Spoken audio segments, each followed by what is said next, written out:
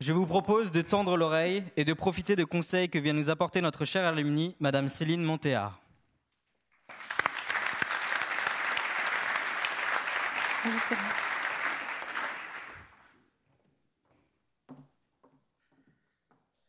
Bonsoir à tous. Félicitations d'abord à vous et merci de m'accueillir pour témoigner. J'en suis honorée et pour tout dire assez émue parce que c'est aussi pour moi ma première cérémonie de remise de diplôme. Et oui, moi j'en ai pas eu parce qu'à l'époque j'étais en Chine.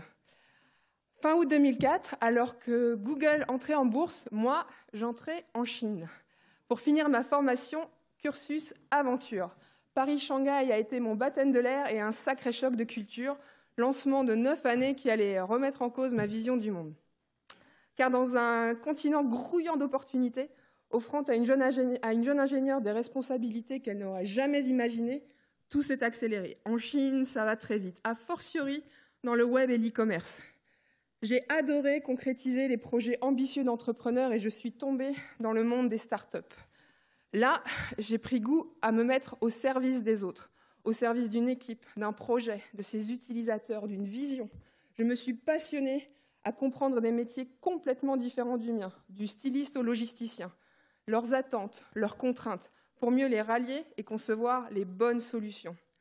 Je visitais les ateliers de confection et les merveilles de l'Asie, côtoyais les plus grands investisseurs de la place de Paris et les moines de Shangri-La.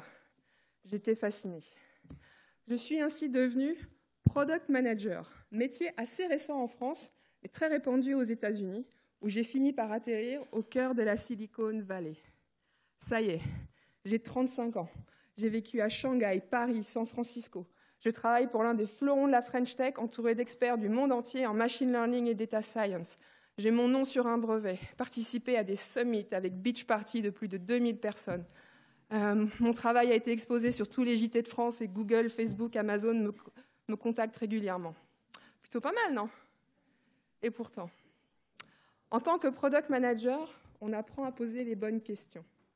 J'aime assez la technique des 5 pourquoi. Pour un problème donné, on demande successivement pourquoi 5 fois, pour mieux en remonter les causes. Pourquoi y a-t-il ce bug? Parce que ce cas n'a pas été testé. Pourquoi n'a-t-il pas été testé? Etc., etc. Ça permet d'identifier les racines profondes d'un problème. Technique qui peut s'appliquer à nos propres vies. Sauf qu'une fois dans l'engrenage du travail, difficile d'en prendre le temps. On a le nez dans le guidon. Jusqu'à l'ouverture d'une brèche, comme cette remarque d'un collègue. Tu te rends compte? Cette génération d'ingénieurs brillants qui dédient leur temps à faire cliquer des gens sur des pubs. Pourquoi? Google, Facebook, Amazon, Apple façonnent notre quotidien, dépassent les États et sont aujourd'hui des forces qui ébranlent nos sociétés. Évasion fiscale, contrôle des données personnelles, bouleversement de l'information, incitation à la consommation à renfort de publicité et d'obsolescence programmée.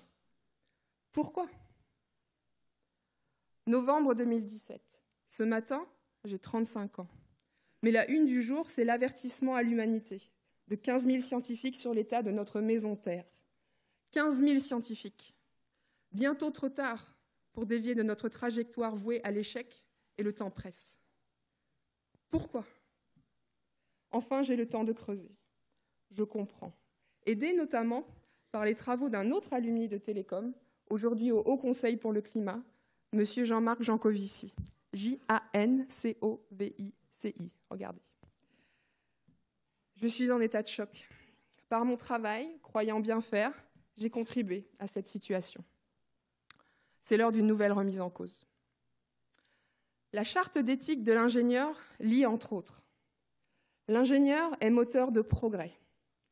Il fait prendre conscience des impacts des réalisations techniques sur l'environnement. L'ingénieur cherche à atteindre le meilleur résultat en intégrant les dimensions économiques, sociales et environnementales. Il sait admettre ses erreurs et en tirer des leçons pour l'avenir. Qu'est-ce que le progrès? Comment juger du meilleur résultat? Internet a 30 ans, mais pour son inventeur, sa créature lui a échappé. Aujourd'hui, la data et l'intelligence artificielle sont annoncées comme le pétrole du XXIe siècle et son moteur. Peut-être plus juste qu'on ne croit. Le numérique génère déjà plus d'émissions que l'aviation civile. Pensons bien à ces questions pour que cette nouvelle créature-là ne nous échappe pas. Le GIEC a 30 ans, mais plus que jamais, il nous exhorte tous à tout entreprendre à une ampleur jamais vue dans l'histoire de l'humanité, pendant que la rue réclame le pouvoir de vivre. Mettre la science au service de la société, c'est ça le rôle de tous les ingénieurs.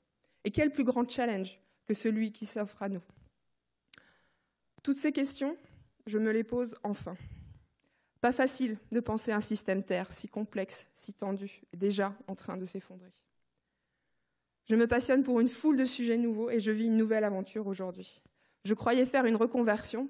En fait, je deviens peut-être vraiment enfin ingénieur. Alors je nous souhaite ceci. Préservons-nous du temps pour nous informer. Rappelons-nous de lever le nez du guidon.